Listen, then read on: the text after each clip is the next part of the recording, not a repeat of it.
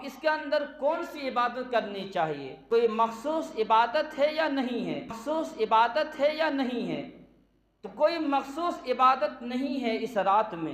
100 رکعت پڑھے، 100 رکعت کے اندر سورہ اخلاص پڑھے، 100 رکعت کے اندر فلاں سورہ پڑھے، اس طریقے سے 100 رکعت اگر کوئی شب برات یا رات وہ پڑھتا ہے، اسے مغفرت کر دی جاتی ہے، اس کے گناہوں کو مٹا دیا جاتا ہے، اس کے درجات کی بلندی ہوتی ہے۔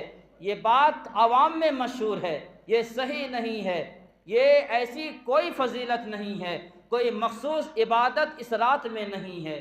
جس کو جو چیز توفیق مل جائے، جو چیز چاہے وہ کرنا چاہے وہ کر لے، ذکر کر لے، ذکر و اذکار کر لے، قرآن کی تلاوت کر لے، صلاۃ و تسبیح پڑھ لے، اپنی زندگی میں جو نماز قضا ہوئی ہے اسے پڑھ لے، جو عبادات اس سے ہو سکے وہ کرے۔